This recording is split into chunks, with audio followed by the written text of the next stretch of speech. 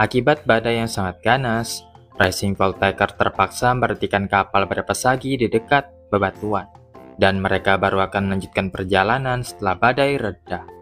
Landau yang biasa duduk di pinggir kapal menyaksikan badai yang semakin ganas itu. Sambil didampingi oleh Quagsire, Landau mengatakan, jika Quagsire menunjukkan rasa suka pada air, maka ia akan mendapatkan balasan dari air itu. Sepertinya sudah saatnya untuk berubah bentuk. Setelah mengatakan hal tersebut, Landau membuka jubahnya dan berubah menjadi superhero yang bernama McTG. Setelah berpose, McTG kemudian mengeluarkan dipole dan melemparkannya ke tengah laut, lalu terjun bersama Sharkpedo untuk mengarungi badai lautan yang ganas.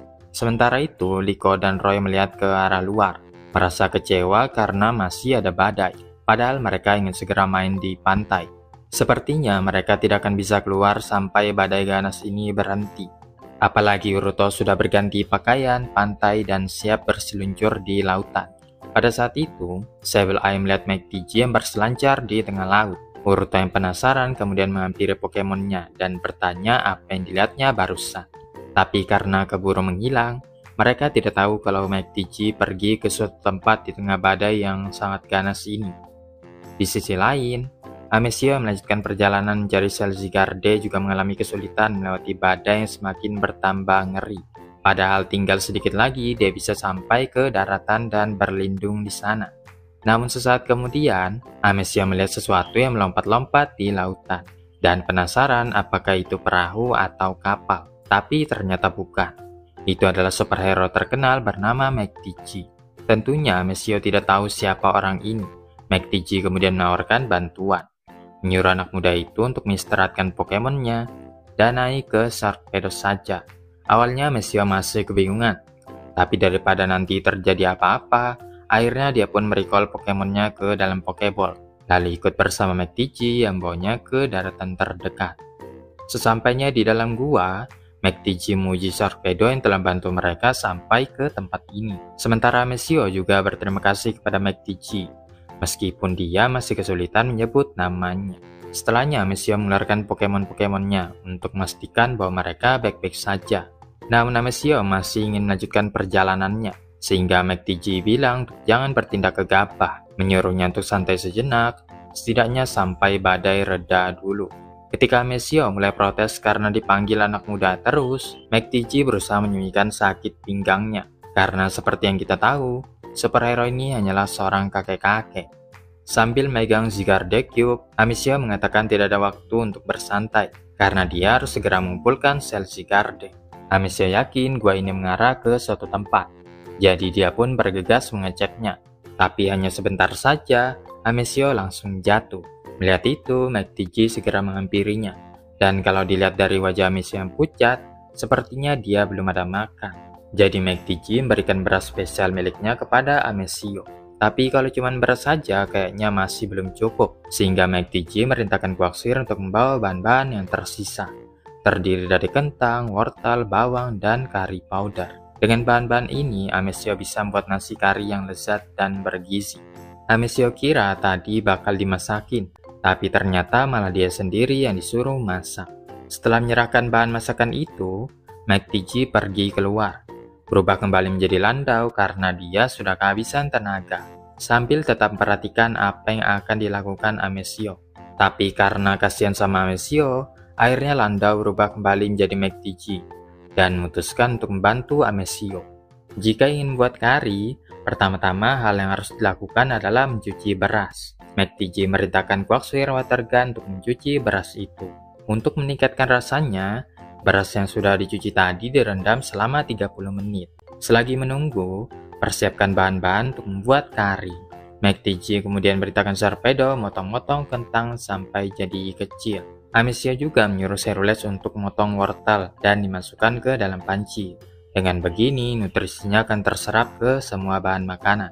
Ketika McTG sedang memotong bawang, tiba-tiba pinggangnya sakit lagi, menandakan bahwa dia akan segera berubah menjadi Landau. Meskipun sakit, McTG berusaha menahan rasa sakitnya di hadapan Amesio. Tidak ingin identitas aslinya ketahuan. Sementara Amesio melihat tingkah laku McTG yang aneh tiba-tiba bersin karena kedinginan. Kalau Amesio pakai baju yang basah itu, dia bisa sakit nantinya. Jadi McTG menyuruhnya untuk mengeringkan pakaian tersebut. Namun Amesio malah meletakkan pakaiannya di atas batu. Melihat itu, McTG jadi paham Amesio tidak pernah melakukan hal ini sebelumnya. McTG lalu menyuruh Amesio untuk meres baju yang basah tadi, lalu digantung di atas tali jemuran. Namun tak disangka-sangka, Amesio malah merintahkan Corviknight Hurricane, mengeluarkan angin yang berembus kencang, sampai-sampai McTG hampir saja berubah ke bentuk normalnya. Untungnya setelah itu pakaian Amesio sudah kering. Setelah selesai masak, Amesio dan McTG pun makan nasi kari sama-sama, dan mereka sangat menikmati momen kebersamaan ini. McTG kemudian menanyakan Amesio sebenarnya mau kemana. Sambil megang Zygarde Cube, Amesio mengatakan ada sesuatu yang harus dia lakukan untuk membuktikan diri pada almarhum kakeknya. Tapi untuk saat ini, McTG bilang bersantai sejenak bersama dengan Pokemon adalah hal yang menyenangkan. Amesio yang tidak menyadari akan hal ini, akhirnya bisa merasakan betapa pentingnya menghabiskan waktu yang menyenangkan bersama Pokemonnya. Setelah melihat Amesio yang kembali ceria, McTG pun salut sama Amesio, bahkan menyebutnya good boy. Keesokan harinya, setelah badai reda dan cuacanya sudah cerah, McTG yang telah menyelesaikan tugasnya untuk membantu orang lain, dia pun mengucapkan selamat tinggal kepada Amesio. Sementara Amesio kini semakin bersemangat untuk melanjutkan perjalanannya. Tak jauh dari situ, terlihat orang-orang yang sedang bersantai di pinggir pantai. Pada saat itu, mereka melihat sesuatu di tengah lautan, yang ternyata adalah Gholdengo yang sedang berselancar di ombak yang besar. Sementara itu, Liko dan teman-temannya yang memang sudah sangat ingin main di pantai, mereka pun segera nyebur ke dalam air dan mulai bermain dengan riang gembira. Selain itu, ada Oreo dan Molly yang memakai pakaian pantai dan siap untuk ikut bersenang-senang. Sedangkan Dot hanya duduk sambil memperhatikan teman-temannya. Nampaknya dia tidak suka berlama-lama di luar dan ingin segera kembali ke kamarnya.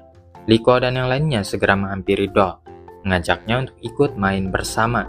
Sayangnya Dot menolak karena dia tidak suka berenang dan ingin kembali ke kamarnya saja untuk membuat konten. Begitu Dot berjalan menjauhi mereka, Liko dan teman-temannya nampaknya kecewa karena Dot tidak mau bersenang-senang bersama mereka. Setelah cukup puas bermain, Liko dan kawan-kawan kembali ke tepi, di mana mereka melihat Dot yang tadinya pergi datang kembali ke pantai. Rupanya Dot sedang mencari koin Gimmighoul. Setelah menyerahkan koin kepada Gimmighoul, Dot akhirnya lepas dari pengaruh Pokemon itu, dan dia sadar telah ditipu oleh Gimmighoul untuk mengumpulkan koin. Beberapa saat kemudian, orang-orang mulai berkumpul untuk mempersiapkan sesuatu. Odette menjelaskan bahwa orang-orang itu ingin menyaksikan Gholdengo yang berselancar. Ketika pulau sudah disapu bersih oleh badai, permukaan pantai menjadi lebih halus dan ombak yang besar akan segera datang, sehingga aktivitas berselancar akan lebih menantang. Tak lama setelah itu, Murdoch beserta Kapten Pikachu dan Lycanroc datang sambil membawa seluncuran. Murdoch mengatakan mereka ingin berselancar juga, karena ombaknya sangat bagus dan mereka tidak ingin melewatkan kesempatan ini. Dan di sini kita melihat Lycanroc yang gendut sudah kembali ke bentuk normalnya lagi. Ketika ditanya di mana Landau berada, mungkin kakek itu sedang mancing bersama Quagsire di suatu tempat. Tak lama kemudian, Gholdengo akhirnya muncul. Pokemon itu mulai berselancar dengan riang gembira di ombak yang besar. Gimmighoul menyaksikan bentuk evolusinya itu dengan hati yang senang. Dot kemudian mengecek Pokédex-nya untuk mengetahui Pokemon jenis apakah itu. Gholdengo, Pokemon harta karun bertipe baja dan hantu. Kabarnya tubuh Gholdengo terbentuk dari 1000 keping koin. Tubuhnya terbentuk dari koin yang disusun bertumpuk-tumpuk. Pokemon ini bisa menembakkan koin secara beruntun dan memojokkan musuhnya. Meskipun begitu, Gholdengo ini sangat jinak dan bisa akrab dengan siapapun. Akhirnya Dot pun tahu kalau Gimmighoul sangat mengagumi bentuk evolusinya tersebut. Anak-anak kemudian berkumpul di dekat Gholdengo untuk minta foto. Tidak ingin ketinggalan, Gimmighoul juga datang untuk menghampiri Gholdengo. Namun koinnya jatuh menggelinding ke arah Gholdengo. Gholdengo yang ramah mengambil koin itu dan menyerahkannya kepada Gimmighoul, membuat Gimmighoul semakin kagum dengan Gholdengo. Akhirnya tiba waktunya untuk berselancar, dan semuanya pun ikut berselancar bersama dengan Gholdengo. Murdoch juga menyarankan kepada Liko dan teman-temannya untuk ikut berselancar, karena kapan lagi mereka bisa berselancar bersama Gholdengo. Walaupun belum pernah melakukannya, tapi Liko dengan berani mau mencoba. Sayangnya ketika mereka mengajak Dot malah kembali ke kamar untuk lanjut bikin konten. Ketika Dot sedang sibuk ngedit video, Gimmighoul diam-diam menyelinap ke dalam kamarnya untuk menghipnotis Dot. Alhasil Dot pun pergi keluar untuk mengumpulkan koin. Setelah menyerahkan koin itu, Dot sadar lagi-lagi dia ditipu oleh Gimmighoul. Untuk mengatasi masalah tersebut, Dot menaruh tumpukan buku di depan pintu kamarnya demi mencegah Gimmighoul masuk ke dalam sana. Tapi entah bagaimana caranya, Gimmighoul berhasil menyelinap dan pengaruhi Dot, mendorongnya untuk mengumpulkan koin lagi. Dot yang semakin kesal mengajak Pokemonnya untuk kembali ke kamar. Tapi saat itu dia melihat Quaxwell yang sedang menyaksikan teman-temannya yang sedang bermain selancar. Dan nampaknya dia juga pengen main. Dot yang melihatnya akhirnya luluh juga, sehingga dia pun memutuskan untuk ikut berselancar. Bahkan pamannya Murdoch juga kaget keponakannya itu mau berselancar untuk pertama kalinya. Dot melakukan hal tersebut untuk menyenangkan Pokemon tipe air miliknya. Dan setelah melihat Quaxwell yang sangat ingin berselancar, Dot pun mau melakukannya, asalkan Pokemonnya bahagia. Ketika Dot mulai berselancar, ini adalah waktu yang paling tepat, karena sebentar lagi ombak yang besar itu akan segera datang. Seketika Dot baru sadar ada Gimmighoul yang ikut naik ke atas luncurannya. Dot memperingatkannya untuk berhati-hati kalau nanti jatuh ke laut. Namun bukannya takut, Gimmighoul malah meniru gaya berselancar Gholdengo. Apa boleh buat, Dot pun mengizinkan Gimmighoul untuk ikut, dengan syarat jangan menghipnotis mereka lagi. Namun tiba-tiba koin Gimmighoul jatuh ke laut, mendorong Gimmighoul untuk melompat ke dalam air untuk mengambil koinnya lagi. Melihat hal tersebut, Dot secara spontan nyebur juga untuk menyelamatkan Gimmighoul. Ketika ombak besar sudah datang, Liko dan teman-temannya mulai berselancar dengan hebatnya. Sementara untuk Dot, dia masih kesulitan menyimbangkan seluncurannya. Tapi setelah dipikir-pikir, ternyata berselancar sangat menyenangkan. Setelah melihat Gholdengo dari dekat, ternyata Pokemon itu memang terbuat dari tumpukan koin. Sekarang Dot jadi paham alasan Gimmighoul mengumpulkan koin karena dia ingin segera berevolusi menjadi Gholdengo. Pada sore harinya, semuanya merasa sangat senang karena telah menghabiskan waktu seharian penuh berselancar bersama Gholdengo. Apalagi Gimmighoul yang sangat gembira bisa berjumpa dengan Gholdengo. Sementara Landau yang masih sakit pinggang hanya bisa terbaring di pinggir pantai. Ini pasti karena dia terlalu memaksakan diri saat bersama dengan Amesio kemari.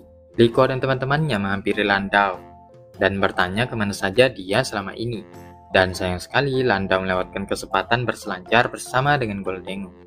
Sementara Dot mendekati Gimmighoul dan pertanyakan apa yang akan dia lakukan supaya tidak jatuh ke dalam pengaruh Gimmighoul. Dot selalu mengagumi Nanjamo sebagai idolanya, jadi dia pun mengerti perasaan Gimmighoul yang sangat suka dengan Gholdengo. Oleh karena itu, Dot bersedia mengumpulkan koin untuk Gimmighoul.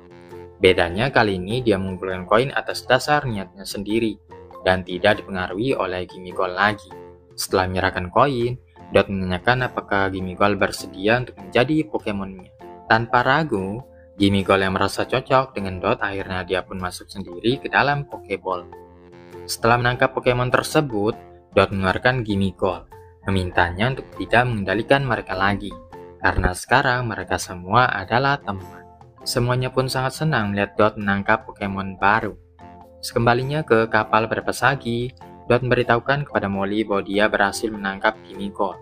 Sekarang dia sudah tidak perlu khawatir dikendalikan oleh Pokemon itu lagi. Namun setelah mengatakan hal itu, Dot dan Pokemonnya mulai sibuk mencari koin lagi. Setelah menyerahkan koin kepada Gimmighoul, akhirnya mereka sadar telah ditipu lagi oleh Gimmighoul.